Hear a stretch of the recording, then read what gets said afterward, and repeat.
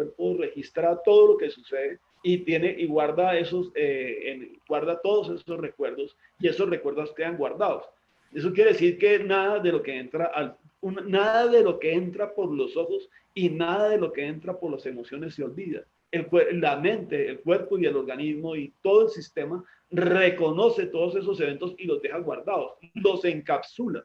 Cuando digo que encapsula es como, sí, pues, que se mete una cápsula, por ejemplo, un traficante, se mete unas cápsulas en el estómago y se va y pues no pasa nada pues, si no se revienta. Pero en cualquier momento se corre el riesgo que se reviente ese encapsulamiento y se produce una intoxicación. Es lo mismo de forma emocional. Es como que uno se tomara esas cápsulas, las metiera en el organismo, pero no sabe en qué momento esas cápsulas van a reventar y van a producir unas reacciones y no se sabe exactamente qué tipo de reacción pueda tener. Eso es lo alarmante de esto, que finalmente ni siquiera las personas saben cómo van a reaccionar a un evento, especialmente cuando se ven amenazadas en determinados escenarios, por ejemplo, con el abandono. Esto es lo que les voy a hablar un poco que digamos, de lo más significativo y de lo que más hace que se produzca una reacción emocional es básicamente el abandono. El abandono, ya como les voy a mostrar, es altamente tóxico y altamente no se puede manejar. Se pierde el manejo emocional a través de este tipo de reacciones, ¿no? El proceso gestáltico se produce en los recuerdos dolorosos y en los traumas. Los traumas son golpes que quedan, o sea, uno puede tener un trauma, puede tener una lesión que se quedó, pero que no es manifiesta, pero en un momento determinado, cuando se toca, por ejemplo, un músculo, o se mueve un músculo, se mueve un órgano, se recuerda el dolor y se retorna al dolor, o sea que espontáneamente vuelve y aparece el dolor. Y lo grave del dolor emocional es que el dolor emocional no es tan fácil de curar como cuando tengo un dolor físico. Y yo tengo un dolor físico, me ponen una inyección, se me pasa el dolor físico y no pasa nada. Pero el dolor emocional no es igual. El dolor emocional se comporta de una manera muy similar al dolor físico, pero no se maneja y ni se cura ni se maneja de una manera igual, porque el dolor emocional es muy difícil de sanarlo. O sea, ahí es donde cuando se presenta el dolor emocional, se tiene incluso que acudir a los medicamentos para sanar ese dolor o para darle manejo a ese dolor, porque es un dolor muy intenso y, como les repito, muy difícil de manejar y es muy complicado porque no se conoce, que no se sabe exactamente cómo manejarlo. Entonces, ¿qué pasa? En las relaciones, especialmente de pareja, escogemos a alguien que nos haga sentir como nos sentíamos con nuestros padres o cuidadores, así no fuera un ambiente tranquilo y seguro. Los secretos son como el sufrimiento, te van invadiendo hasta que lo abarcan todo. El sufrimiento queda, el dolor queda, y si uno no lo sana, que es un poco el tema del que estoy hablando, del que quiero hablar, cuando uno tiene un proyecto de vida, cuando uno quiere hacer un proyecto de vida, lo primero que tiene que hacer es sanar. Porque si uno no sana permanentemente, esos dolores van a estar vigentes y se convierten en unos saboteadores que le van a estar permanentemente minando y estorbando o incluso impidiendo realizar cosas, realizar sueños, realizar proyectos. Entonces, mientras que no, bueno, especialmente porque se ponen en un estado de no merecer, ¿no? Cuando uno hace cosas malas, entre comillas, porque en esto no es ni bueno ni malo, uno no puede juzgar si es bueno o malo, simplemente suceden cosas y hay personas que tienen que vivir una serie de acontecimientos y una serie de situaciones que se le presentan en la vida de las cuales ni siquiera es responsable. O sea, simplemente son hechos que se producen y uno tiene que vivir de acuerdo a los hechos como se producen y aprender a vivir con los hechos. Pero eso no quiere decir que no es unas improntas y unos dolores muy fuertes y unas situaciones que a nivel emocional resultan siendo inmanejables.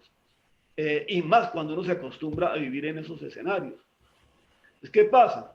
¿Cuáles son los perfiles digamos, de las personas que caen en este tipo de relaciones? ¿Quiénes son las personas que caen en relaciones tormentosas con este tipo de relaciones? O relaciones que terminan siendo incluso mortales, como se los voy a presentar un poco, ¿no? Son relaciones simbióticas. La relación simbiótica es que se pierde el uno en el otro, se vuelve una maraña en que se pierde la individualidad. Y básicamente se vuelve una relación de víctima-victimario, donde víctima en un momento es víctima y en un momento es victimario. Eso esos intercambios de roles se están moviendo constantemente, no son constantes. A veces la víctima puede ser victimario, pero también la victimario puede ser víctima. Constantemente hay esos movimientos y eso es lo que hace más perturbador el hecho. Eso es lo que hace más perturbador todo esto, ¿sí? Entonces, que voy a ver más o menos, obviamente estos son perfiles, no quiere decir que estén determinados y no quiere decir que uno no se mueva de un lugar a otro. O sea, en un momento, como les digo, yo puedo tener unos rasgos de una víctima, pero también puedo tener los rasgos del victimario, ¿no?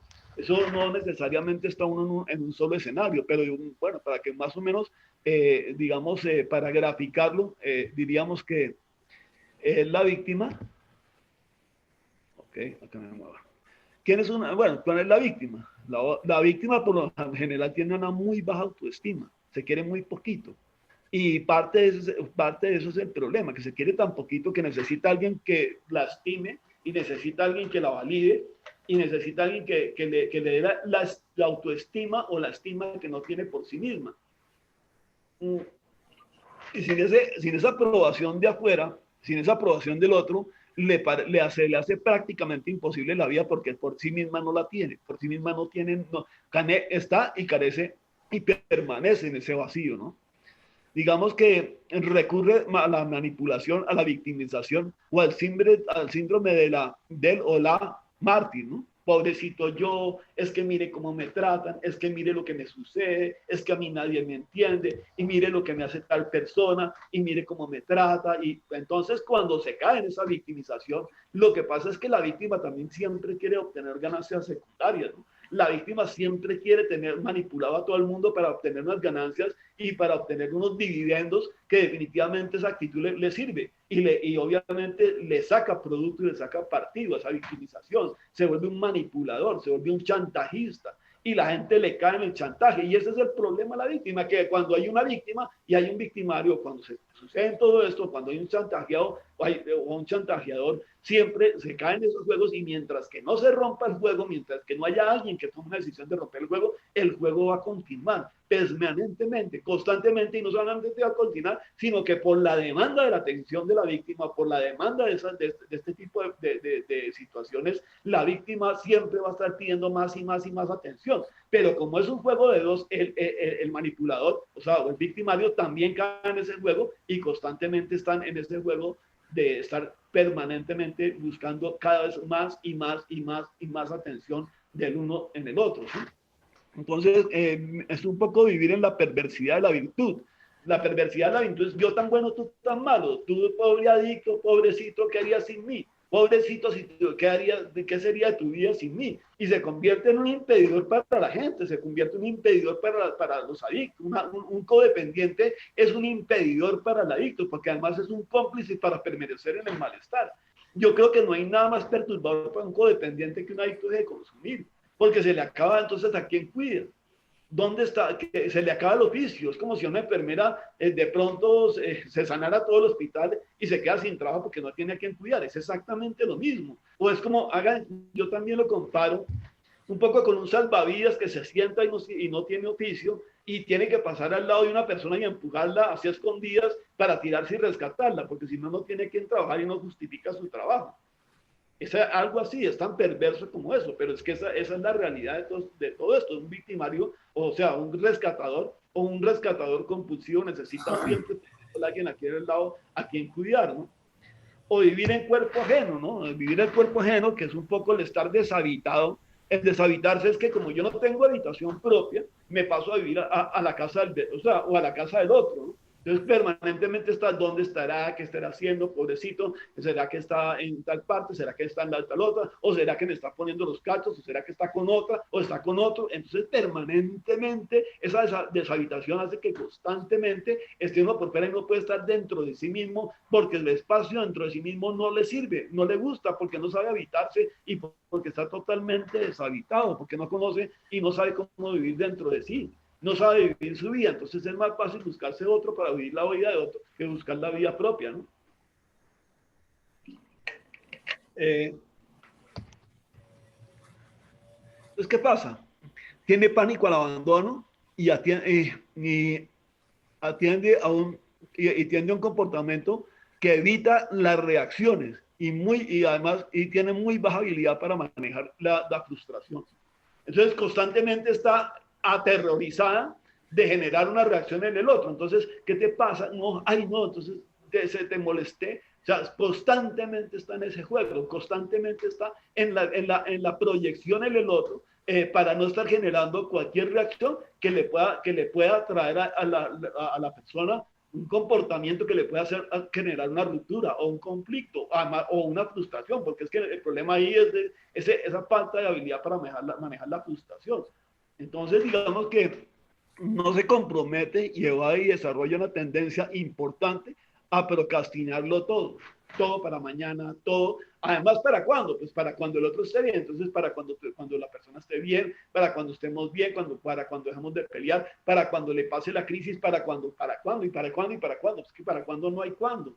No va a haber cuándo. El cuándo es aquí, es ahora, es en este momento, es tomar decisiones en este momento. Porque lo contrario, en ese estado de procrastinación, nunca, además que se pasan los años, que es lo más dramático de esto. Y lo más difícil es que la gente se le van pasando los días, los años, los meses, y se le va la eternidad, y se va la eternidad, y no realiza. ¿Y no realiza por qué? Porque tiene una cantidad de conductas y una cantidad de situaciones de las cuales depende para realizar. Además que de todas formas tampoco realiza por miedo, ¿no? Por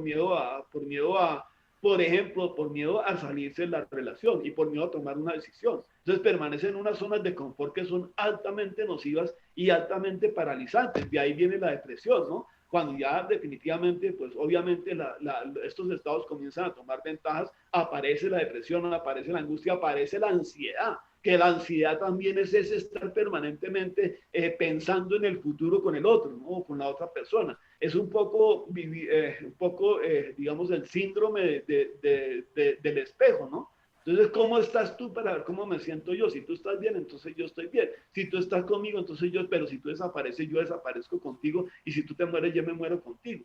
Entonces, eso es un poco las observaciones, ¿no? Tiene una línea de conexión entre el afecto y el dolor. Eso se genera básicamente en la infancia, cuando una persona es castigada, cuando una persona es maltratada, incluso cuando una persona es abusada, o sea, se está sometida a cualquier tipo de abusos, se establecen esos vínculos de comunicación entre el afecto y el dolor. O sea, me hace sufrir, pero igual esa es la forma de quererme, entonces yo sigo, permanezco en la relación, porque al producirnos dolor, se convierte en el dinamo, ¿sí? En el dinamo, en el motor, para estar produciéndonos constantemente dolor, pero sin embargo ese dolor nos mantiene unidos, así que no importa. Eso, si así es la forma en que tenemos que amarnos, o así es la forma en que tenemos que relacionarnos, nos seguimos relacionando así con tal de, de no dejarme, o con tal de que tú no me dejes a mí, porque también existe, en el miedo a la reacción también existe el miedo a mi reacción, que sea que el otro me provoque una reacción en la cual yo tome una decisión que yo en el fondo estoy totalmente seguro que yo no voy a ser capaz de tomar ni voy a ser capaz de asumir, o poner unos límites que yo sé que tampoco voy a ser capaz de cumplir. Entonces, digamos, aquí viene un poco la invisibilización o el anularse. Esto es muy común. En un codependiente es anularse completamente. Entonces uno termina haciendo y diciendo y pensando y actuando y moviéndose y haciendo todo de acuerdo en función del otro, porque pues definitivamente por mí mismo o por uno mismo es muy difícil, porque pues está sometido al temor constante del abandono, que es, ya les hablo del abandono, para que ustedes vean hasta dónde llega estas conductas abandónicas, o hasta dónde llegan estas dinámicas. Entonces, todo esto está graficado, lo han ido graficando, porque pues de lo contrario es difícil entenderlo, ¿no? Pero, bueno, acá vamos del victimario. El victimario es, digamos, la otra cara o la cara opuesta, aunque en el fondo son muy parecidos o son casi que iguales, ¿no? Proviene de cuidadores débiles o no confiables. Siente que las relaciones no son lo suficientemente seguras como para abrirse y volverse vulnerable. Vulnerable la posibilidad de sentirse herido. Esa es la vulnerabilidad con la que no puede convivir. El temor y el error de sentirse herido. Percibe el mundo como un lugar inseguro y muy poco confiable. No tiene manejo sobre la acción y la reacción, o sea, sucumbe ante el impulso. Por eso cuando una persona se siente amenazada por los celos, bueno, digamos, hablemos de los celos, que es uno de los detonantes en esto, o la inseguridad, o la amenaza, o el abandono, inmediatamente sucumbe, o sea, termina haciendo una reacción. ¿Y cómo es una reacción? Haciendo una reacción agresiva, que es de lo que les voy a hablar, de una reacción abandónica agresiva. De eso es lo que les estoy hablando. Entonces, que tiende a volverse indispensable para el otro, a proveer todas sus necesidades, se convierte en un sanador, en un rescatista y en un cómplice. Constantemente está buscando lo que les decía, tener la necesidad de tener una persona a quien rescatar, a quien cuidar, y a quien dirigir, a quien manipular y a quien controlar, obviamente, ¿no? Desarrolla una habilidad para el manejo del chantaje, ¿sí? El objetivo de esta conducta es minar y destruir la autoestima del otro, la víctima. Básicamente, un victimario lo primero que destruye, o digamos, sí, un victimario, sí, un victimario lo primero que destruye es la autoestima del otro. Porque cuando el otro no tiene autoestima, cuando el otro deja de quererse, depende de que yo lo quiera porque por sí mismo pues no se está queriendo. Porque por sí mismo yo sé o uno sabe que ya le ha destruido esa autoestima y uno que pasa a ser, o pasa a ser el, digamos, el que maneja la situación del otro, ¿sí? O eso también pasa al contrario, cuando uno está en posición de sumiso o de sumisión, el otro toma el control sobre uno y simplemente uno se convierte en un borrego que hace todo lo que quiera el otro con tal le repito, de permanecer, ¿no? Desarrolla una habilidad para el chantaje. Eh, bueno, esa es la víctima, perdón. Eh, el cuidador compulsivo siempre necesita tener a quien cuidar para no ver sus propias carencias y su propio dolor. Entonces, ¿qué pasa? Cuando es más fácil, les repito, pues ver las carencias del otro, manipular al otro, destruir al otro o mantenerlo sometido para no ver mi propio dolor. Porque en el fondo, el victimario es una persona 1000 veces, o por lo menos igual, sino de sensible a la manipulación que como la víctima. Ahí es donde se confunden el uno del otro, ahí es donde se manifiesta y se vuelve simbiótica. ¿Qué es simbiótica? Donde el bebé se confunde con la madre cuando está en la placenta, no se sabe, o sea, son uno solo. Así es la simbiosis de una relación. Cuando la relación es simbiótica, se pierde el uno en el otro y ya no saben ni quién es el víctima ni quién es el victimario, ¿sí? Y un poco, bueno, también creo yo lo puedo graficar un poco más adelante, ¿no? Un cuidador compulsivo siempre necesita tener, bueno, acabamos en el otro, en ambos casos lo que se necesitan, los dos perfiles, es un rehén, no una pareja. Constantemente tiene que mantenerse sometido al uno al otro. Va en esas condiciones, ¿no? Porque además se fundamenta en la complicidad, un poco también, ¿no? La complicidad es que definitivamente el uno sin el otro no puede vivir y a pesar de todo lo que esté pasando en el alrededor, a pesar de todo lo que suceda, permanecen juntos, así incluso se llegue a las instancias que les voy a contar. Estos estados son migratorios, pueden hacer unas metástasis en síntomas de un síntoma a otro. Por lo general, digamos, eh, se pueden combinar, ¿no? Por ejemplo, el alcoholismo, la drogadicción, el juego y la codependencia. Yo creo que la codependencia es la madre de todos los vicios. Honestamente se los digo. Creo que la codependencia es lo primero. Yo conozco la adicción en todas las direcciones, y la codependencia básicamente, que es un problema de relaciones interpersonales, como se relaciona la gente, es el primer problema antes de consumir, de iniciar cualquier consumo. Una persona que consume es porque ha tenido gravísimos o graves problemas interpersonales y gravísimos problemas de comunicación. En tanto que un alcohólico, cuando conoce el alcohol, descubre la maravilla, porque lo pone en un escenario donde puede poner a socializar, lo puede poner en un escenario distinto a nivel de comunicación, porque por sí mismo y sin el alcohol no se sabe, no tiene cómo hacerlo. O las drogas, ¿no? O bueno, cualquier escenario de esto, ¿sí? Pero lo grave es que entonces, ¿qué pasa? La codependencia de todas formas está detrás de eso, porque ahí viene, por ejemplo, hay algo que yo he podido observar claramente. Por ejemplo, una vez yo oía a una persona que decía, no, una persona, yo un profesional, yo no estoy, en este momento no estoy hablando de cualquier persona, un profesional brillante, un súper ejecutivo y todo lo que ustedes quieran, y un día me llegó y me dijo, no, más fue que me estuve consumiendo, tuve que volver a consumir, me obligaron a volver a consumir. Dije, ¿por qué? ¿Qué pasó? A mí es que me agarré con mi mamá, fue 40 años que tiene que volver a consumir porque se peleó con la mamá. O sea, entonces imagínese el conflicto que hay de fondo, imagínese todo el conflicto de fondo para que una persona a determinada edad todavía dependa que su bienestar dependa de que en un momento determinado no pueda tener ni siquiera una discusión con su mamá. Entonces, esto es un poco lo dramático de todo esto. Es que desde mucho antes de comenzar a consumir, desde mucho antes de comenzar a consumir, por lo menos yo entiendo clarísimo que las personas ya traen juego en la dirección, o por lo menos yo ya traía juego en la dirección. Y ya tenía un problema serio yo ya tenía un problema serio de comportamiento antes de comenzar a consumir. El consumo me puso en un escenario distinto, pero yo ya tenía problemas. Y la gente que normalmente consume, indudablemente si uno lo revisa, ya tiene problemas muy serios de comportamiento y de la forma en que se relaciona antes de comenzar a consumir cualquier droga. Y le quiero decir que los síndromes de abstención de la codependencia, mire, yo he visto gente dejando la heroína. He estado con gente dejando la heroína y es tan difícil dejar la heroína como dejar una mala relación o una relación tormentosa. Es tan obsesiva la heroína como una relación tormentosa.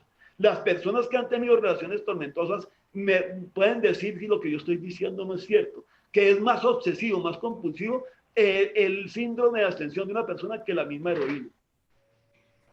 Yo he vivido personas 24 horas obsesionadas, y es que mi pareja, y es que mi pareja, y es que mi pareja, y después de 24 horas, y es que mi pareja, y es que me hizo, y es que me miró, y es que no me miró, y es que se va a consumir, y dónde estará, y por qué me hizo, y por qué, y por qué, y por qué, y es que mi pareja.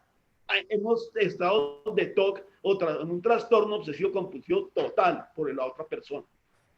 Entonces, eso es un poco las observaciones, ¿no? Nada registra más los efectos de una vida triste tan gráficamente como el cuerpo humano.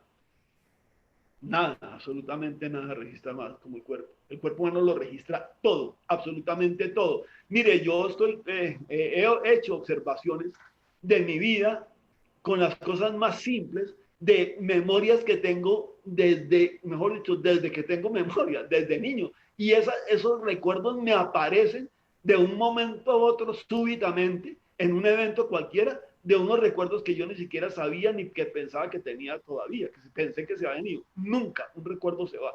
Y mucho menos un recuerdo se va si no se ha sanado. Por eso son los recuerdos dolorosos. Por eso son los recuerdos del dolor. El dolor no se olvida hasta que se sana. O sana el dolor o no hay forma. No hay forma de llegar a un estado de sanidad. Y quiero decirles acá que vuelvo a remontar un poco al principio de la charla o de la charla anterior, no puedo retomar. Por ejemplo, cuando no se sana una relación paterna, usted tiene, o todo el mundo, o yo, usted, todo el mundo va a tener serios problemas con el mundo.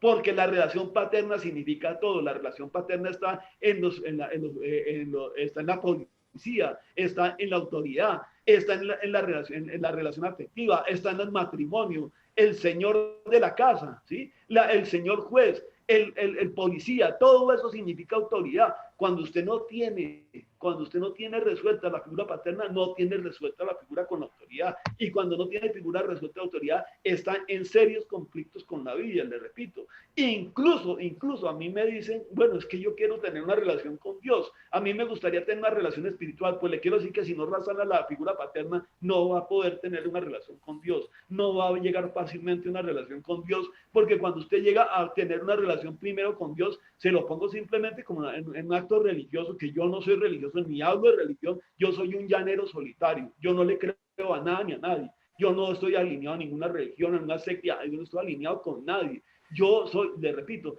pero cuando usted quiere tener una relación con Dios y de Padre Nuestro, cuando llega el Padre Nuestro, inmediatamente se tiene que devolver, porque esa figura del Padre está trastornada, está dañada, si ese Padre Nuestro, ese Padre Dios, es como mi papá que me dejó tirado en este mundo, o es como mi mamá que me dejó tirado en este mundo, prefiero no tener Dios. Y eso se queda, y eso se guarda. Por eso a un adicto no se le puede hablar de Dios, porque por lo general un adicto, una persona tiene serios problemas con su núcleo central o con sus primeros anillos de afectivos. Eso es muy común, es lo más común. Es que eso es lo que reporta casi todo adicto. Un adicto, antes de reportar que está bebiendo, antes le aseguro que comienza a mirar su entorno y tiene serios problemas de relaciones con su núcleo central, con su papá, con su mamá, con sus hermanos. Entonces, todo lo que está oculto atormenta. No hay, o sea, esta es la enfermedad de los secretos y esta es la enfermedad de los guardados. Usted está tan enfermo como sus secretos. Y si uno no saca los secretos, si uno no, bueno, hablemoslo, seguramente acá gente de 12 pasos, estamos hablando del quinto paso. O sea, si uno no reconoce ante uno mismo, ante Dios y ante otro ser humano, la naturaleza exacta de su falta nunca va a sanar. Pero es que la naturaleza exacta de la falta, no lo que yo me imagino que es la falta, porque mis faltas no son las que yo me imagino. Mi falta, por ejemplo, a veces mi falta no es, o la falta no es mi defecto de carácter, que es lo que existen en los grupos de 12 pasos. Yo no creo que mi falta sea el defecto de carácter. Mi falta es justamente no reconocer mis virtudes. Mi falta es tener miedo de ser yo mismo. Mi falta es presentarme. Mi falta es quedarme callado. Mi falta es no ser capaz de hablar cuando tengo que hablar. Mi falta es no ser capaz de denunciar cuando tengo que denunciar. Mi falta es no creer en mí. Mi falta es no creer en mis capacidades. Y mi falta también es no creerle a Dios. Si se quiere pasar ya a un escenario de Dios. Yo no voy a pasar a ese escenario. Ustedes verán si pasan o no. Por lo menos en esta charla no lo voy a hacer. Y espero no tener que hacerlo. Dicen los budistas y los budistas, y también dicen los hindúes, que el que habla de Dios es porque no lo conoce. La codependencia tiene muchos síntomas. Lo grave es que todos ellos son mortales. ¿Cuál es un síntoma de la codependencia? El alcoholismo es un síntoma de la codependencia. Las drogas son un síntoma de la codependencia. El juego es una forma también de evadirse también a partir de la codependencia. Porque si usted es un jugador es porque quiere evadir algo de sí mismo, algo con las personas que lo rodean, es un grito ahogado, que es un poco lo que va a hablar en la próxima charla con respecto a la adicción. ¿Qué es la adicción? Como más o menos la entiendo, como la he venido estudiando hace 43 años, pero bueno, eso es el planteamiento que puedo hacer. Vamos a hablar un poco de lo que es la codependencia ya en vivo y en directo. ¿Qué personas han sido agredidas? Todas estas personas tienen denuncias por agresión, porque en algún momento su vida han sido agredidas. Shakira, Carolina de Mónaco, Rihanna, Madonna, Paris Hilton. Estoy hablando de figuras internacionales para que vean que el asunto es mucho más allá y es mucho más trascendente de lo que puede hacer. Porque es que si usted dice, bueno, es que el señor de la esquina, la señora de la tienda de la esquina le pegó el marido, pues bueno, pero es que yo estoy hablando de personas que son totalmente autosuficientes, que han tenido todo el dinero del mundo, todas las posibilidades, todas las oportunidades del mundo, y sin embargo, pues han sido agredidas. Y ya les muestro que no, pues básicamente. ¿Y quiénes son los agresores? Humberto de Hanover, que es el marido de Carolina de Mónaco, un tipo educado en las mejores universidades, en los mejores escenarios, con todas las posibilidades. Nicolas Cage, millonario, mejores actores. John Penn, Ricardo Arjona, Osvaldo Ríos. Todas esas personas tenían todas las oportunidades y no tendrían por qué tener comportamientos si fuera por educación o lo que quiera que fuera, si o sea, por la educación o por las posibilidades de cultura. Básicamente, por lo menos a Alberto Hanover, creo que no le faltó cultura en ninguna clase. Entonces, ¿qué pasa? Las estadísticas dicen que durante la pandemia, las llamadas al 155, que es la línea de atención por violencia intrafamiliar, aumentaron en un 142%. Cada 6 minutos una mujer es golpeada en Colombia, y esto sucede por lo general en presencia de un menor. A lo que iba ayer o antier en las cifras, en lo que va del año registrados, han registrado 60.581 denuncias por violencia intrafamiliar. ¿Qué pasa? En lo que va corrido el 2020 al mes de octubre van 117 feminicidios. En los lugares más frecuentes son el interior de la casa, 63.5%. En la vía pública, 30%. En establecimientos públicos, 6.5%. Las estadísticas no son poco confiables porque realmente la gente tiene mucho miedo a denunciar por miedo a las represalias. La mayor causa de crecimiento del fenómeno es la falta de intervención oportuna y articulada de las autoridades y la impunidad. Y mire, les voy a contar hasta dónde llega eso, porque eso es lo que estoy registrando, ¿no? Eso llega hasta la muerte. Entonces, ¿qué pasa? Cuando una mujer denuncia, cuando estoy hablando de la articulación, es que una persona y una mujer ya denuncia y llega el policía y le dice, no, es que mi marido me pegó. Le dice, ay, señora, eso no denuncie, que eso no va a pasar nada. Eso no se preocupe por denunciar, que además eso para que ni vaya a la comisaría, que ya ni la van a atender. Y llega a la comisaría y le denuncia, y le dice, digamos, el comisario, pues sí, señora, pero espérese que venga la próxima vez que hoy vaya, porque es que todavía no tenemos todavía herramientas ni elementos para, bueno, y así sucesivamente, hasta que la señora dice, pues sí, no tiene la razón, pues denuncié, ¿no? Pero ¿qué pasó? Nada. Y vuelve la segunda vez, ¿y qué pasa? Lo mismo, nada. ¿Y qué pasa la tercera? Nada. No, no pasa nada. Normalmente no pasa nada. Mire, esto les voy a hablar de las mujeres musulmanas les voy a hablar como básicamente como una cultura. Las mujeres musulmanas son golpeadas y son desfiguradas. Esas son imágenes reales. Y son golpeadas y son desfiguradas y no pasa nada. Pues, además, es más, definitivamente, pues digamos, incluso es aceptado. ¿Sí? Eso no tiene, pues, o sea, es parte del paisaje. Pero entonces, ¿qué pasa? Entonces, hablemos de lo que es una reacción espontánea súbita. Aquí en Colombia, ¿qué pasa súbitamente? Cuando súbitamente aparece es cuando una persona reacciona a un ataque de celos. ¿Y qué hace? ¿Qué pasa cuando reacciona ante la amenaza del abandono? Pasa esto. Marisol Colmavera fue que agredía brutalmente por Camilo San Clemente. A Camilo San Clemente lo denunciaron 7 mujeres más, incluida esta con estas gráficas. No pasó nada, no le hicieron absolutamente nada. Esto, así terminaban las relaciones y así terminaban los encuentros afectivos de Amy Winehouse con el marido. O sea, me voy para el exterior también, pero volvamos. O sea, Rihanna es todo lo que ustedes quieran. Así terminaba después de que la golpeó el marido, después, o su compañero, como quiera que sea. Esto no me lo estoy inventando, ustedes lo ven. Esto es la realidad, esto es una realidad que está en todas partes del mundo, en todos los escenarios. Carolina de Mónaco.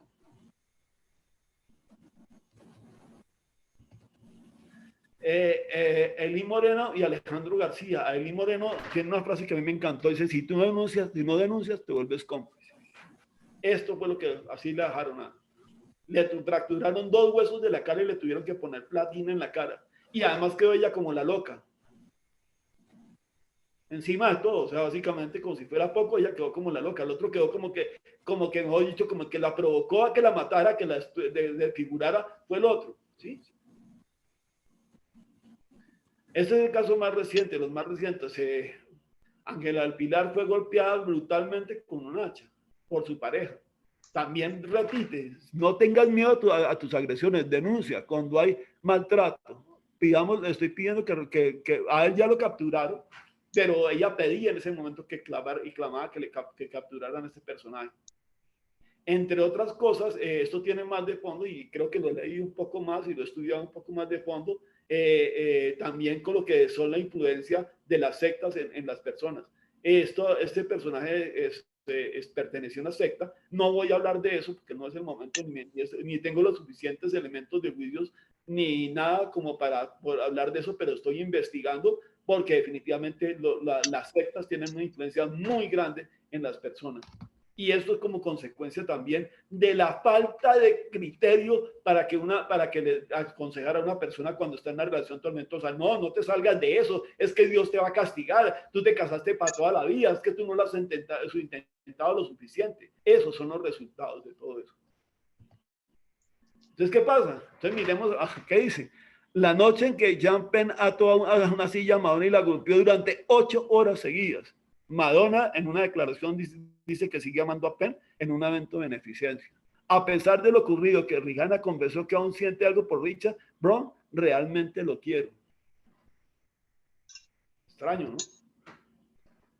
Entonces, ¿qué es la codependencia? Eso es la codependencia. Para que me vayan entendiendo entonces. Eso es la codependencia.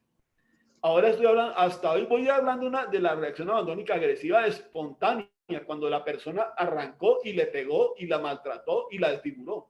Pero hablemos ahora de la reacción abandónica agresiva tardía o premeditada, que eso es 1000 veces peor, es 1000 veces más grave.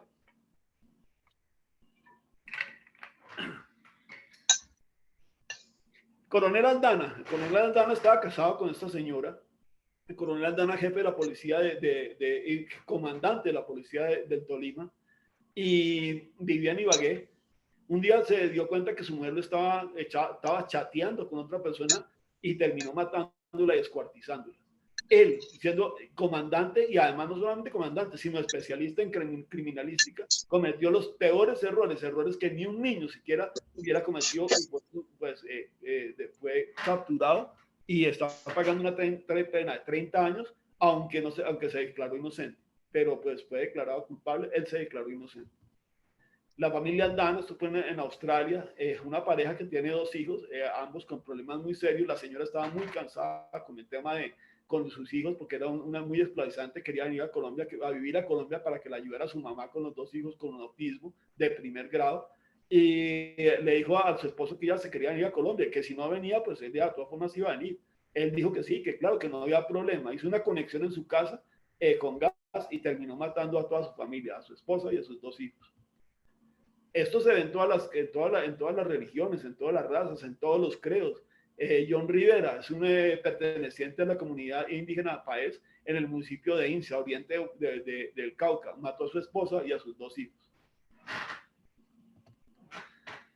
Claudia Joana Rodríguez y Julio Alberto Reyes. Claudia Joana comenzó a hacer, ella, bueno, la historia es larga, pero para reducírsela, ella pidió, vivía en Medellín, el tipo la empezó a acosar, un tipo era un asesino convicto, ella lo conoció en la cárcel y se casó de todas formas con él, tuvo una niña con él, después comenzó a agredirla, a golpearla y agredirla. Ella trabajaba en Medellín, la empresa donde trabajaba pidió un traslado a Bogotá, la trasladaron a Bogotá, pues en consecuencia con la situación que estaba viviendo. El tipo la persiguió acá en Bogotá, hizo la cacería humana, una cacería humana literalmente, y ella fue la que mataron en el centro comercial Santa Fe. ¿Cuántas denuncias tenía anteriores? 7 denuncias. Tenía 7 denuncias por abuso contra este tipo. Tenía 7 denuncias y no hicieron nada. Y no pasó nada. La terminó matando. Dolores Ojeda y Marco Antonio. Dolores Ojeda y Marco Antonio estaban en una reunión de Alcohólicos Anónimos. Ella estaba coordinando una reunión, él entró, le pegó un tiro y se pegó un tiro en la puerta del grupo. Esto no respeta a nadie. Esto no tiene absolutamente ningún respeto por nada ni por nadie, les quiero decir. Entonces, ¿qué pasa? Vale la pena reflexionar sobre tu pareja te hace sentir culpable constantemente o tienes estas conductas en este tipo de relaciones. ¿Quiere controlar lo que haces? ¿Te hace dudar de ti misma o mismo? Cuando no te gusta algo, te castiga emocionalmente. Te dice que deberías buscar ayuda porque eres muy inestable. Te compara con las relaciones de su pasado, con relaciones anteriores. Utiliza la frase, estás loco o estás loca. El maltrato emocional y psicológico es igual o peor que el maltrato físico. Te ha golpeado, te ha maltratado físicamente. Confía en lo que sientes. No estás loco ni loca. Si sientes miedo, pide ayuda.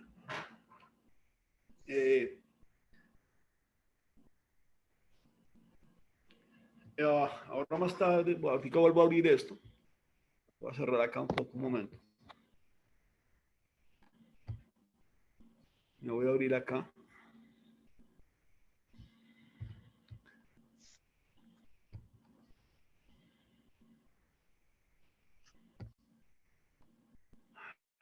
Bueno, esa es la conversación, eso es lo que les quería comentar. Definitivamente, lo digo por experiencia y lo digo por la experiencia de muchas personas con las cuales he tenido la oportunidad de hablar, con las cuales he tenido la oportunidad de compartir, con las cuales he tenido la oportunidad de interactuar. Y siento siento una obligación realmente importante de exponer esto porque definitivamente el silencio definitivamente es el peor de los escenarios.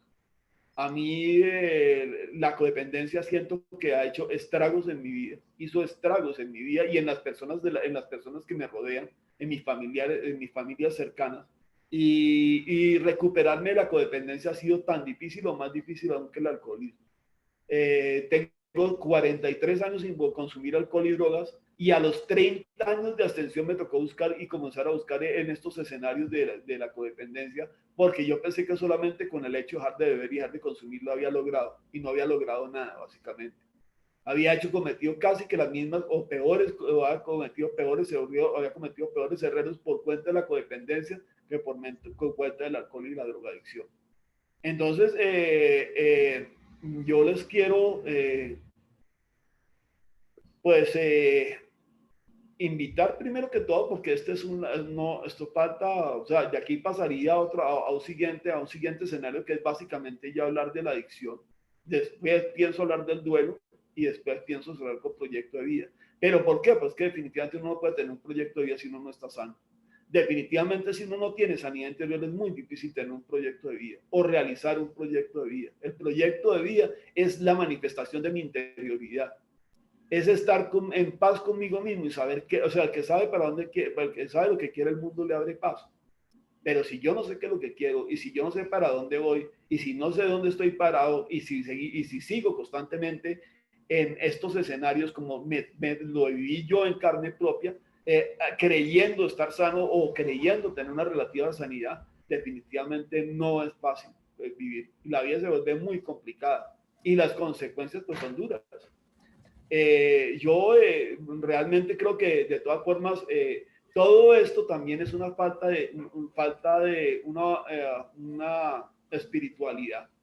Creo que todo esto es una búsqueda equivocada de Dios, o una búsqueda equivocada de una espiritualidad perdida, o en algún momento perdí el contacto con algo superior, y recuperar ese contacto, porque es que de lo contrario, siempre que yo ponga digamos, mi confianza en algo distinto a un poder superior o a Dios, póngame, bueno, un espíritu, no hablar de eso, pero si mi vida y mi mundo no está fundamentado en cualquier cosa que está en esta tierra, llámese persona, animal o cosa, esto va a estar en el lugar equivocado, porque la gente falla, las cosas fallan, las situaciones fallan.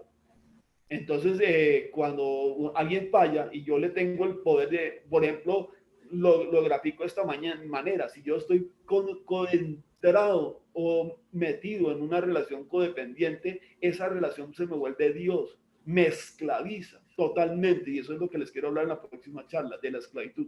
Cuando uno se esclaviza del otro, ¿qué quiere decir? Está constantemente en lo que les decía ahora, en ese mundo, viviendo en un cuerpo ajeno, ¿no? ¿Dónde estará? ¿Qué estará haciendo? ¿Será que me quiere? ¿Será que no me quiere? Entonces, ¿qué pasa cuando la persona responde a mi llamado? Que me vuelve el alma al cuerpo, me devuelve la vida. Pero si la persona vuelve y falla, vuelve y me la quita. Entonces mi vida queda en manos del otro. Y en mi vida no puede estar en manos de nadie. Yo no puedo depositar mi vida en manos de los demás, porque los demás, todos, absolutamente todos somos falibles, sea quien sea. Y eso lo tengo más que probado, más que demostrado. En este mundo no hay nadie infalible. Y nadie que al el cual amerite depositarle por lo menos, si no creo en Dios, tampoco creo que una persona sea Dios, y tampoco creo que nada tenga el poder de Dios, especialmente cuando definitivamente pues es algo que resulta invariablemente siendo falible. Yo quiero, si quieren hacerme alguna pregunta, si quieren pues abrir el micrófono, porque por el chat es muy difícil responder. O sea, yo he intentado responder por chat, pero no me ha costado. Entonces, si quieren abrir el micrófono, hacer unas preguntas o cualquier cosa, con muchísimo gusto.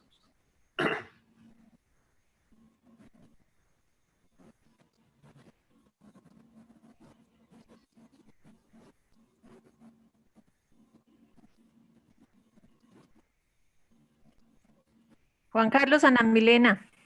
Hola, Ana Milena, ¿cómo estás? ¿Cómo te ha ido? Muy bien, gracias. Acá muy atenta a la charla. Muchas gracias, Juan Carlos. No, Quiero compartirles que yo trabajé durante muchos años en una institución de salud y pertenecía a un programa que se llamaba la Clínica del Buen Trato, y atendíamos niños maltratados y mujeres que habían sido víctimas de violencia intrafamiliar. Yo soy psicóloga y tuve la oportunidad de escuchar a muchas mujeres víctimas de maltrato y si no lo hubiera vivido, pues como que uno no cree casos donde fueron así como las imágenes que tú mostraste. Me acuerdo que una vez un conferencista íbamos también a congresos sobre el maltrato y él decía, por ejemplo, que cuando una persona mordía a otra, o sea, una forma de agredir, era capaz de matar.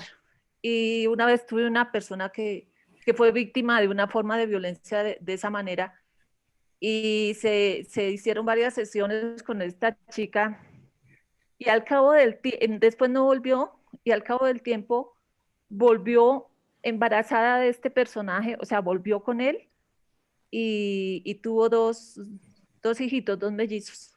Bueno, una pareja de mellizos. Entonces, y así muchos casos, o sea, mujeres muy maltratadas y sin embargo, al cabo del tiempo volvían con sus parejas. Entonces, y eso por un lado. Y por otro lado está lo que tú decías también de las instituciones. O sea, nosotros trabajamos con todas las instituciones, hicimos una investigación también sobre el maltrato infantil de abuso sexual. De muchos casos, de 1000 y pico que atendimos, creo que se pueden contar con los dedos de las manos los que fueron judicializados y condenados. O sea, realmente no pasa nada. Entonces, se siente una impotencia frente a esta situación, pero también me parece positivo que ya se está pudiendo hablar, ya las personas ya no sienten pena, ya no sienten vergüenza. Eso me parece que es muy importante, pero también me gustaría como no sé de qué otra manera poder contribuir para que como que con más fuerza se pueda apoyar, o sea, como nosotros desde nuestro lugar, también como personas en nuestras relaciones, ¿qué más podemos hacer para contribuir un poquito o mucho para que estas formas, estas dinámicas también de relación que pienso que son multicausales, que tienen que ver también con la cultura, con esta cultura machista, también psicológicas, sociales, económicas.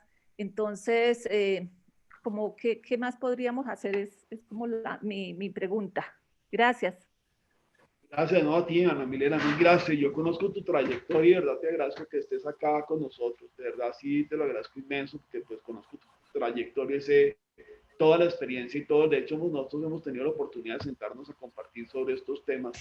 Y definitivamente sí, yo la verdad tampoco sé muy bien qué hacer, ¿no?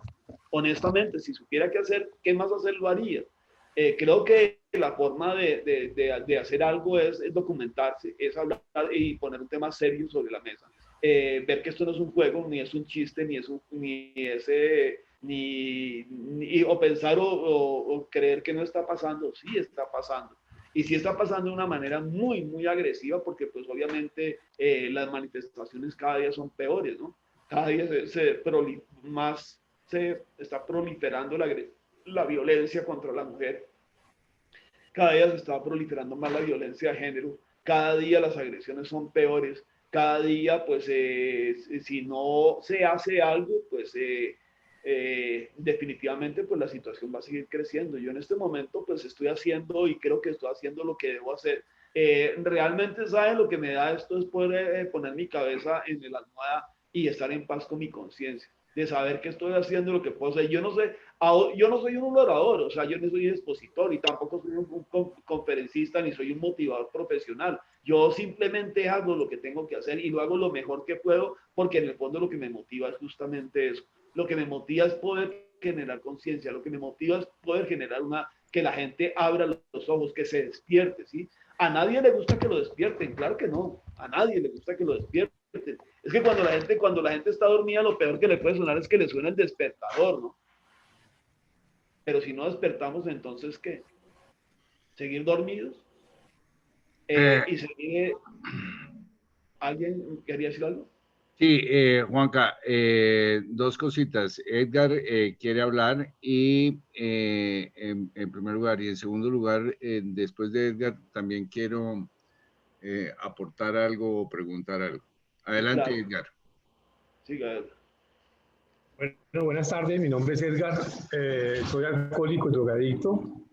y estoy en esta reunión de pura carambola, y de verdad que me cae como anillo al dedo, porque sencillamente no había estado en una reunión de codependencia y llevándolo a mi vida como tal, pues yo encuentro que yo haciendo el análisis de la presentación, yo tengo una relación codependiente.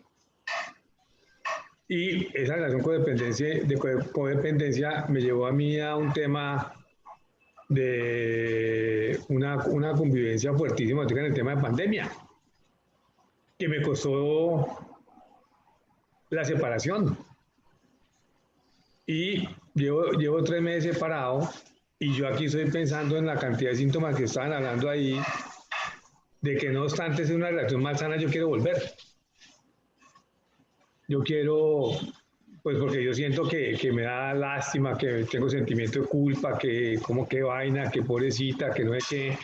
Pero cuando me acuerdo cómo era la convivencia y cómo era el rollo allá, pues digo, no, espera, es que es volver al mismo infierno, volver a la misma vaina. Y ya es una relación demasiado deteriorada cuando uno comienza a mirar todo el maltrato, toda la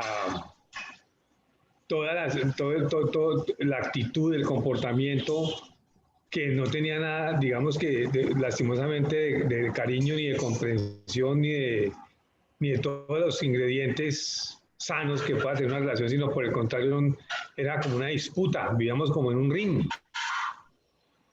Y entonces, no obstante eso, yo estoy ahorita muy asustado porque me da miedo también enfrentar mi tema. Ahorita que voy para Bogotá, yo estoy ahorita en Montería, para hablar con ella, porque no sé si de repente se me arme un mierdero berraquísimo en los temas, en los momentos de negociación, precisamente porque pues hay un tema de una relación construida sobre el tropel y sobre el malentendido y sobre relaciones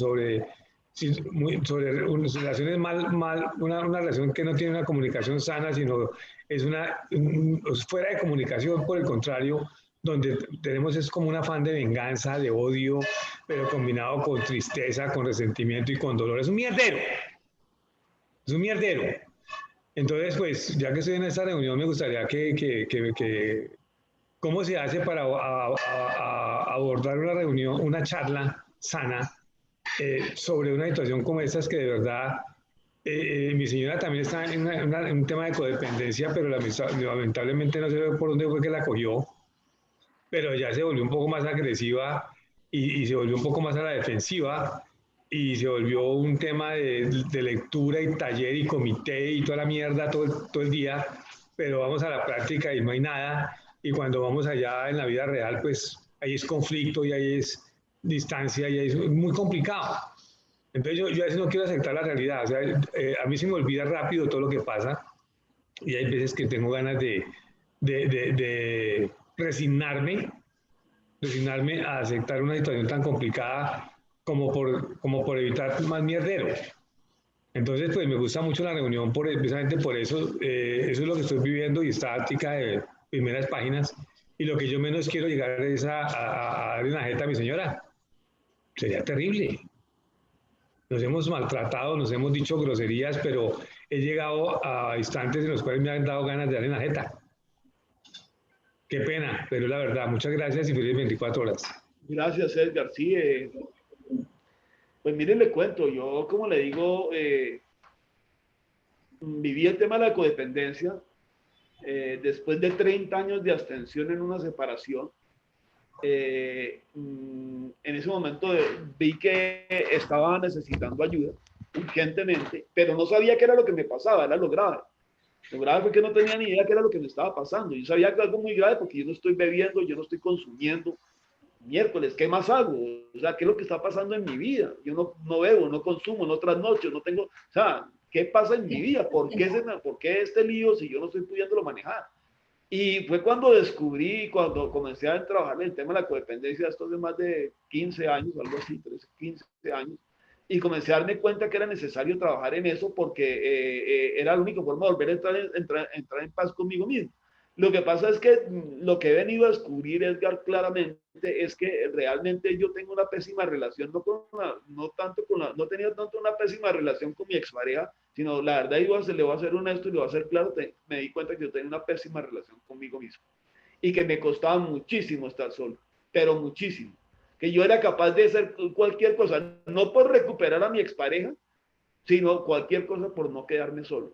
Yo entraba en pánico, literalmente, me daba terror enfrentarme a mí mismo, pero terror, porque obviamente dentro de mí había una cantidad de cosas y una cantidad de situaciones que nunca había resuelto. Y me voy a volver a la infancia un poco, Edgar, me voy a volver un poco a la infancia, voy a retroceder un poco, voy a volver a recoger la cuerda, porque es que yo desde niño le repito que tengo problemas muy serios. Yo crecí huérfano, a los 4 años ya crecí huérfano, y de ahí en adelante mi vida se volvió un caos, el alcoholismo, la drogadicción, y acumule cargas, y acumule vergüenzas, y acumule experiencias, y acumule una cantidad de cosas, y se me volvió un acumulador de basura.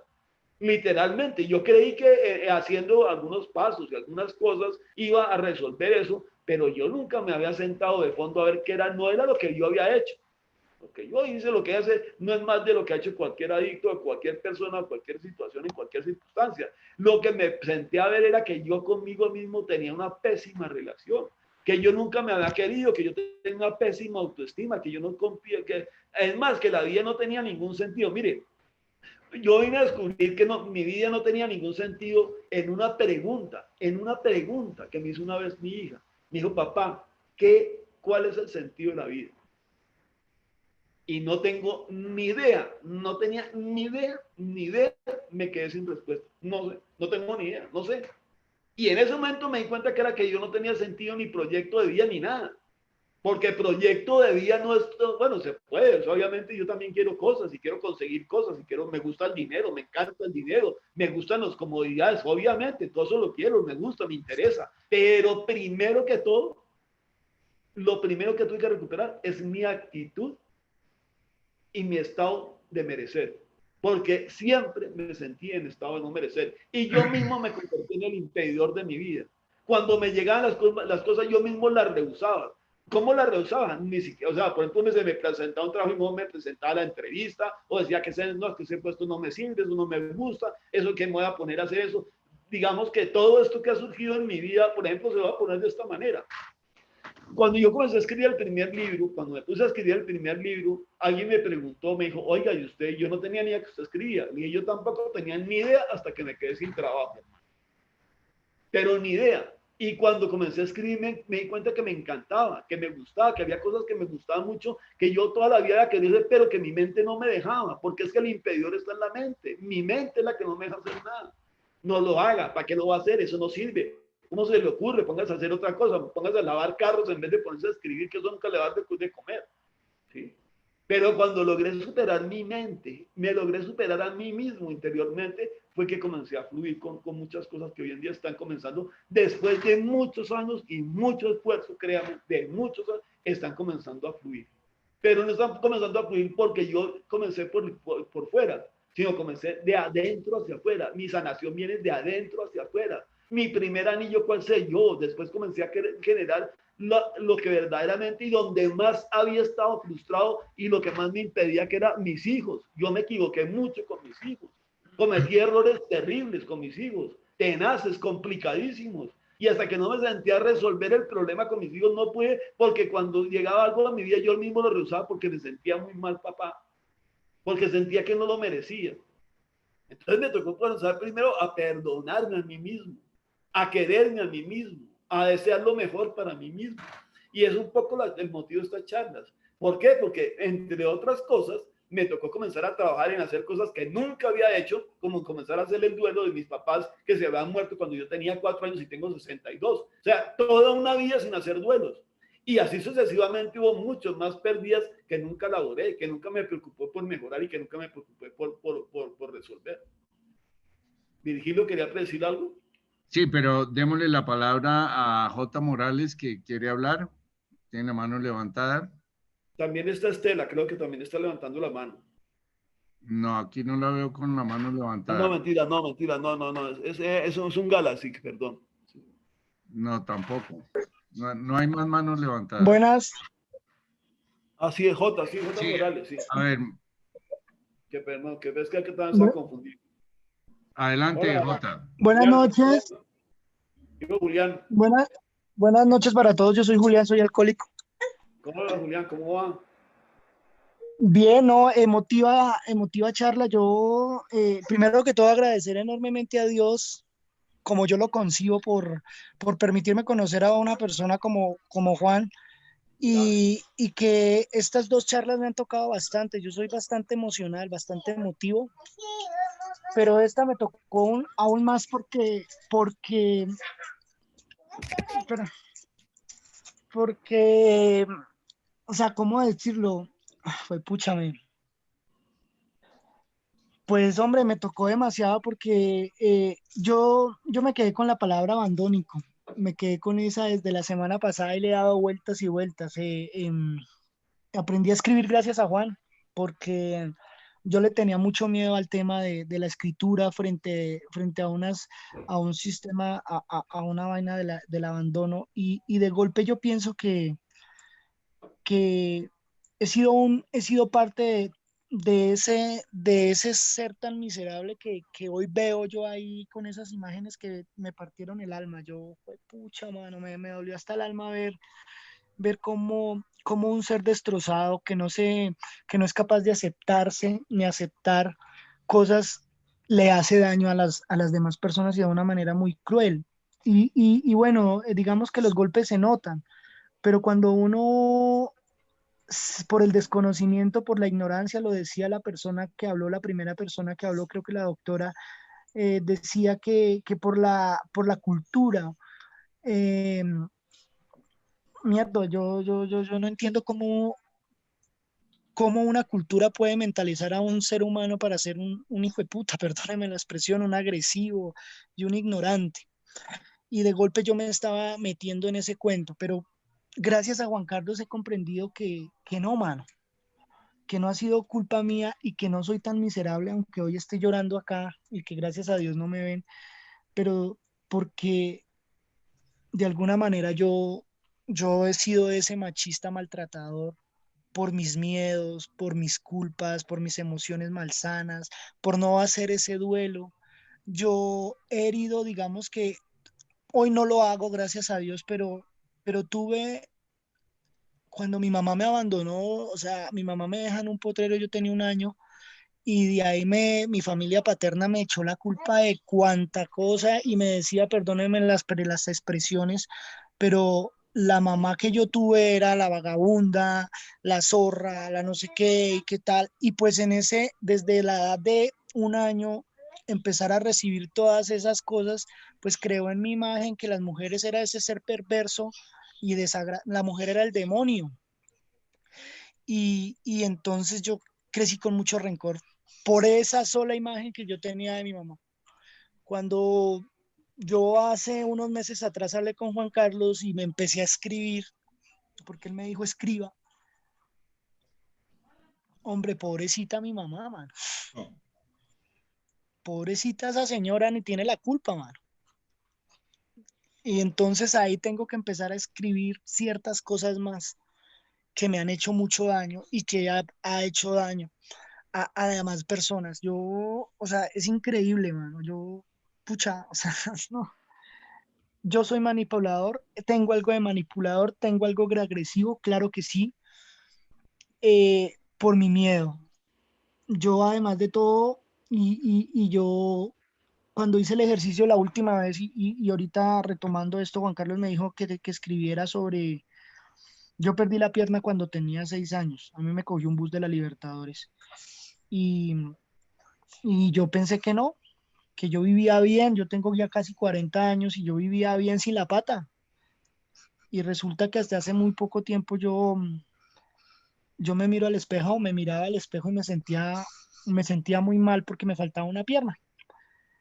Entonces ahí decía, y lo he anotado, en todas las diapositivas que pasó, siempre se enfocaba en la autoestima baja.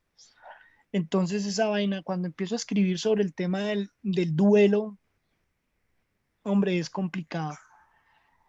Pero bueno, ya haciendo este tipo de catarsis y todo, mis relaciones han sido tormentosas porque yo mismo lo he generado, porque yo ese sentimiento de culpabilidad, porque yo ese sentimiento de abandono lo llevo al extremo y yo enfermé a más personas, porque un enfermo no puede sino contagiar. Eh, Solo por la gracia de Dios hoy yo quiero simplemente decirles a las personas que me escuchan que conocimiento vasto sobre el tema deben tener, pero si yo no acepto esas cosas, yo no puedo dar nada. Yo tengo que aceptar que soy un ser roto, que soy un mal roto, roto, roto, y que tengo que reconstruirme. Hoy la persona, digamos que la persona que me dio lo más lindo que yo tengo en mi vida, que son mis hijos, hoy hablamos y me gritó, se puso a llorar, me dijo que por mi culpa la vida se le había vuelto mierda, que yo era la persona más desgraciada de este mundo de alguna u otra manera. Y yo le decía, no, no, no, así no hablemos. Y tuve la capacidad de quedarme callado y no me enfrasqué en discusiones sin sentidos, porque si bien es cierto que tuve mucha responsabilidad en esas cosas, no es mi culpa. Y si yo no empiezo, y Juan Carlos lo dijo, yo creo que muy acertadamente, yo tengo que sanar de adentro hacia afuera, sin buscar culpables. Yo ya digamos que el tema de mi mamá lo superé y gracias porque lo superé con esas lagrimotas que solté ese día. El tema de mi papá también fue duro. El tema de mi pierna hoy también ha sido algo que me ha dado fortaleza. Hoy me acepto como soy y no me da pena que la gente me vea en mis muletas, en mis bastones, haciendo lo que hago. Y tengo que aceptar también que así como hice daño, puedo repararlo. Pero yo no puedo reparar algo si no empiezo por mí, si no empiezo a quererme como soy, aceptar que soy, repito, una persona rota y que yo no tengo la culpa de nada, porque a veces cuando las personas lo atacan a uno, o yo por lo menos adopté la cuestión de alejarme. Hoy estoy viviendo, digamos, solo, rodeado de mucha gente, pero solo, porque, porque a mí el fracaso me ha llevado, o todo este sistema abandónico y toda esta cuestión, y qué pena termino con esto, pues me ha hecho creerme que soy inmerecedor, que no soy merecedor de cosas. Y entonces prefiero no hacer daño. Y cada vez que alguien me repite que soy un mal parido, que soy un ser humano no grato, a veces, y estoy trabajando en esto, a veces me creo eso. A veces creo que lo soy y llega el fantasma de no vivir. Y a eso le estoy huyendo. A eso le estoy huyendo y es al tema de querer uno acabar con su vida porque, porque yo no logro entender por qué hice tanto daño y eso es complicado. Eh, es triste ver cómo, bueno, yo digo que estoy avanzando porque yo no llego hasta allá, mano. Yo prefiero estar solo que seguir lastimando a la gente y menos llegar a una cuestión de esas. Eh, Nada, yo me sentí con una experiencia, voy a terminar, y es una experiencia de una persona que conocí y que para mi modo de ver es una mujer extremadamente valiente y luchadora y que aguantó 17 años el abuso de uno de sus familiares. Y yo digo, pucha, mano, ¿cómo puede uno estar tan enfermo y no reconocer que, que se puede tirar a la gente? Entonces, nada, Juan Carlos, y a las personas que nos acompañan esta noche, mil gracias por estar ahí, por apoyar este proceso de un ángel. Yo considero a Juancho un ángel. Me salvó el día que Juan Carlos me habló. Yo estaba en el tercer piso llorando y le dije a él, me quiero matar. Y él me dijo, ¿cómo mierda? Póngase a escribir más bien y haga la plana. y, y estoy haciendo la plana. Muchas gracias, Juan Carlos, y a todos. Gracias, Julián. No, yo le he dicho, Julián, y usted lo sabe perfectamente, yo usted lo admiro profundamente. Y he tenido la oportunidad de compartir con usted cosas muy profundas. Así, bueno, por circunstancias no tenemos, no nos hemos reunido lo que yo no nos hemos reunido la cantidad de veces y el tiempo que yo quisiera hablar con usted. Mire, es que esto es un asunto de toma y dame, esto es un asunto de todos ganan, ¿no? Y es que esa es la verdadera negociación con la vida. La verdadera negociación es donde yo me puedo reunir con otras personas donde todos ganamos. Pues usted le está haciendo y tiene que hacerle el duelo a su pierna. Pues yo en este momento también vengo a un duelo muy profundo que es hacerle el duelo a un pulmón. Yo perdí un pulmón y me quedé oxigenado de por vida. Ese es el diagnóstico. Y de hecho llevo más de un año oxigenado y perder un pulmón es una pérdida grande, Julián, usted lo sabe. Y con usted ha aprendido a asimilar esa pérdida, y con usted ha aprendido también a vivir en estado de minusvalía, en cierta manera. Y he encontrado y he venido a encontrar en usted un soporte inmenso porque usted me está enseñando a mí que a usted se le ve la pierna, a mí no se me ve el pulmón, pero a mí se me ve la limitación igual que usted, estoy igual de limitado en muchas cosas que usted, mi vida se ha visto muy limitada en muchas cosas, pero todo lo contrario es cuando más me he potencializado, cuando más ganas tengo de vivir, cuando más ganas tengo de decirle a Julián y decirle a cualquiera de ustedes que definitivamente la vida no es lo que uno cree que es. La vida es mucho más allá de lo que uno alcanza a ver. Y quizás en un momento, mire, uno no puede ver las cosas desde el texto. Eso es verdad, yo no puedo ver las cosas desde el texto. Si yo veo las cosas desde el texto, Julián, y me remonto a mi orfandad, mi vida fue un asco. Mi vida fue un asco, literalmente. Mi vida cuando niño fue muy difícil. Muy difícil. La vida mía, a mi interioridad, quizás la gente no se daba cuenta, no lo veía, no lo percibía, pero para mí fue muy difícil vivir en esas condiciones. Pero si no hubiera sido por eso, yo no estaría aquí con ustedes. Y si no fuera por eso, no hubiera tenido que pasar 1000 experiencias peores que la misma orfandad, 1000 veces peores que la misma orfandad, y haberlas recibido también como un proceso de aprendizaje. Todo lo que está pasando en mi vida, todo lo que está pasando en la vida, en cierta manera es una forma de aprender. Depende de mí si yo lo acepto así o no. O depende de mí si yo me quedo a llorar y me siento a llorar porque pobrecito me quedé sin un pulmón, pobrecito me quedé sin un pulmón, pero me queda otro pulmón y el resto de mi cuerpo para hacer cosas. Y estoy muy agradecido, no, le repito, no voy a hablar de Dios porque, por lo menos hoy no voy a hablar de Dios, no quiero hablar de Dios porque hoy no voy a abordar ese tema. Pero sí le estoy muy agradecido a la vida y cada vez siento más agradecido en mi vida porque en este momento, aquí y ahora, en este momento, siento que definitivamente todo el compendio de mi vida, todo es como sería muy o es demasiado egoísta, que Dios me ha dado miles de experiencias, millones de experiencias, y yo decido toda esa experiencia meterla debajo de la cama y guardarla. Julián, usted con toda la experiencia que ha tenido, con la experiencia de perder un niño de 6 años, perder una pierna solo en un hospital, sin nadie a su alrededor, ¿cómo le tocó a usted, Julián? ¿Cómo le ha tocado a usted en la vida? O sea, yo lo veo a usted y cómo no me le voy a quitar el sombrero, cómo no va a respetar, cómo no va a respetar una experiencia de esa, Julián. La respeto y la respeto profundamente y pienso que usted es un ser súper valioso porque lo estoy siguiendo, porque lo veo, y es que es más valioso aún cuando uno tiene una limitación, que finalmente pues la limitación, le repito, está en la mente solamente en la cabeza. El único que impide, todo está en la mente, finalmente es la única que impide. De resto no hay nada que impida. Yo podría estar, le repito también, y debería estar en cierta manera, o sea, como en las condiciones en las que me encuentro, atado o amarrado a una bala de oxígeno 24 horas al día, debería estar en condiciones, en una pandemia constante y permanente en que no puedo ni salir a la calle por las condiciones actuales, y sin embargo es cuando más feliz me he sentido, cuando más me ha realizado me he hecho, y cuando más cosas he hecho, Julián. No le estoy poniendo ejemplo, que yo no soy ningún ejemplo, ni quiero ser ningún ejemplo, ni soy ningún motivador, se lo repito, no soy ni pastor, no me interesa ser pastor, no me interesa nada de eso. Lo único que quiero es compartir con ustedes y seguir aprendiendo y seguir compartiendo con ustedes porque finalmente la vida apenas comienza. Para mí apenas comienza. Yo no sé qué irá a hacer para pasar después, no tengo ni idea.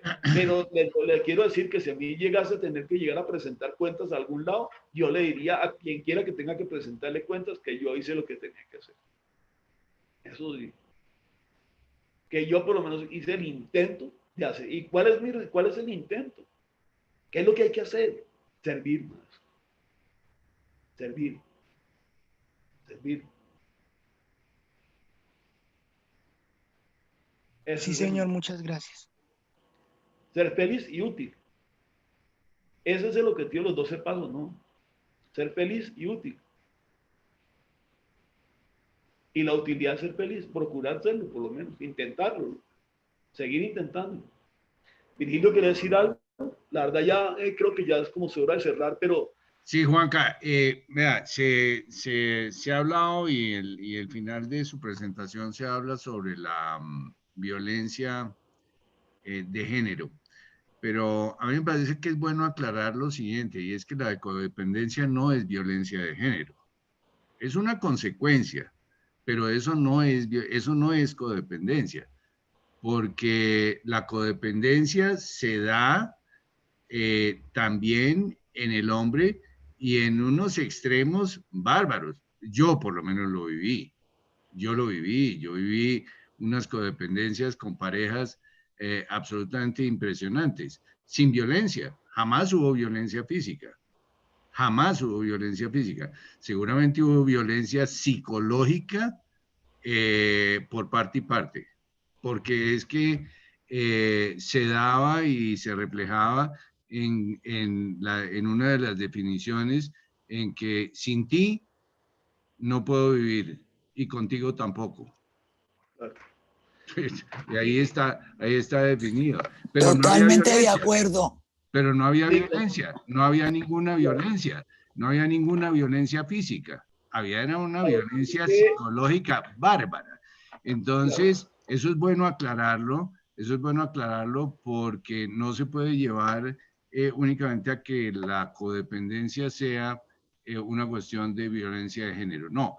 Y vale la pena también de mirar un poco esas causas de la codependencia, que algo que yo pude identificar, por lo menos en mi caso particular, fue una serie de vacíos.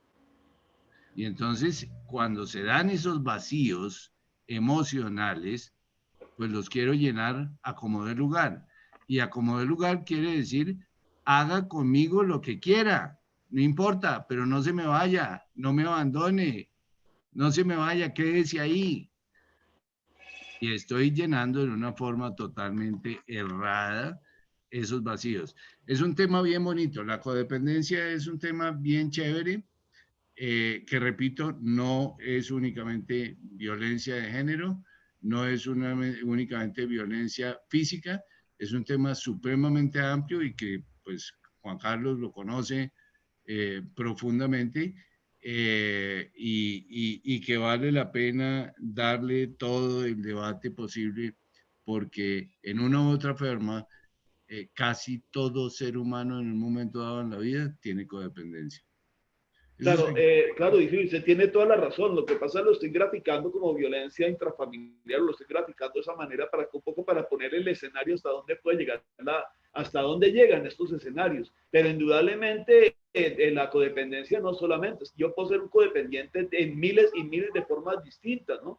Y justamente eso es a ver, en estas charlas, Virgilio, como le digo, hay unas conectividades. Y quizás en la próxima charla, que es el tema de la adicción, podría profundizar mucho más sobre el tema de la codependencia, entendiendo la codependencia como una forma de adicción. Pero para eso tendría que explicarlo y pues en esta charla sería muy difícil explicarlo porque pues se me iría toda la charla siguiente. Por eso es que esto tiene un consecutivo, por eso decidí hacer un consecutivo para entender el problema no desde los textos, porque es que usted el texto de la violencia, digamos, hacia la niñez y textualmente tiene un texto, pero la violencia de la niñez, mire hasta dónde cuando ya pasa a nivel afectivo y mire cómo pasa a todos los niveles porque finalmente se va volviendo expansivo y es como una pandemia, como un virus que va tomándolo todo, porque se convierte en ambientes tóxicos. ¿Sí? Pero para eso me gustaría explicarlo en la siguiente charla, que es donde hablo de adicción, porque es que de todas formas esto es un comportamiento, porque de todas formas yo también, y les quiero decir que en un momento tuve relaciones muy tormentosas a nivel de explosión, pero he tenido resultados y consecuencias mil veces peores en una relación pasiva, porque es que la pasividad, el silencio, es una forma de agresión violenta. los silencios son violentos, el silencio agresivo es mucho peor a veces que el silencio, que la agresión activa. Pero pues eso es un poco lo que, como les digo, por eso la propuesta es seguir avanzando en estos temas para tenerlos todos en contexto, porque desde el texto, obviamente lo he querido aterrizar en este tema, porque pues es una forma de aterrizar que el tema es serio, que es un tema que influye, que es un tema que golpea, que es un tema que hay que revisar, que hay que sanar, que hay que observar, que no solamente una o dos o 10 o 20, sino que es un tema que definitivamente hay que abrirlo para que la gente comience a verdaderamente a entender cuál es la dimensión del asunto. Por eso hablo después de adicción, que en la próxima charla quizás lo voy a poder explicar muchísimo más fácil, pero ya contextualizado en otro escenario distinto. Porque, pues, básicamente esto es una esclavitud.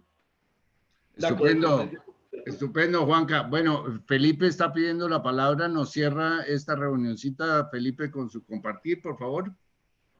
Buenas noches a todos, Juanca, un abrazo. Gracias, Felipe. Qué bueno siempre escucharlos y escucharte, Juanca. Pues no, yo quería aportarle a lo de Virgilio y lo que han dicho los demás. Y lo que usted expuso es que yo siempre he creído que la codependencia es el caldo de cultivo de la violencia. Es uno de los caldos de cultivo, pues para no ponerlo como el único. Pero es un contrato de coesclavitud en el cual yo le firmo un pagaré por vida o mientras dure la relación, sea homosexual, sea heterosexual. Hay relaciones de codependencia inclusive de uno con las cosas, con las adicciones. La codependencia es una joda muy complicada, mediante el cual yo me esclavizo y le prometo al otro comérmele todas sus emociones y tragarme todo ese pastel emocional del otro y que él se trague el mío o la otra. Entonces, por supuesto, es un caldo de cultivo, es la forma de esclavitud más violenta que yo he podido encontrar, y en mi adicción activa la padecí muchísimo en todas las relaciones. Yo no le veo otra salida a eso que una profunda introspección hacia adentro, espiritualmente hablando, porque es la única que es capaz de sanar. Ya eso está ligado a la creencia, si la persona piensa que esa sanación proviene de un poder superior, y si ese poder superior es entonces una deidad, un creador, un padre madre, como muchos podemos pensar que es así, pero porque esa experiencia personal hacia adentro nos va a llevar a por lo menos encontrarnos con nosotros mismos en un ambiente y en un entorno de absoluto amor. Es de eso de lo que se trata. El programa de NA y de Alcohólicos Anónimos es un programa de amor antes que cualquier otra cosa. Por eso yo puedo decir hoy que tengo algunos años ya de no sufrir los rigores físicos o mentales, ¿no? Porque simplemente me salí del punto mental. Yo no soy solamente un cuerpo y una mente. Yo soy mucho más que eso. Entonces, al encontrar esa otra faceta mía, pues pude encontrar mi sendero, mi camino, y estoy haciendo ese camino. Ya el tema, cómo le ponga a uno, cuál es el nombre, que si cree que es así, que se llama así, que si la primera causa, que si el creador, eso está en cada uno, eso es respetable. Pero finalmente está dentro la solución. Yo no creo que Juan Carlos hable con esa propiedad, porque sí, habla porque ha hecho una profunda introspección, honesta introspección consigo mismo. Cuando uno ya se mira al espejo y dice, este soy yo, tal cual, y se reconoce como tal, entonces pues comienza realmente el proceso de sanación. Pero ninguna relación, ninguna mujer, ninguna otra persona, ninguna cosa material me va a sanar, ninguna. Nada que no esté de la piel para adentro. Era un pequeño comentario, me disculpan. No, totalmente. Gracias, Felipe. Pero totalmente de acuerdo. Es que la sanación está piel adentro, indudable, claro que sí.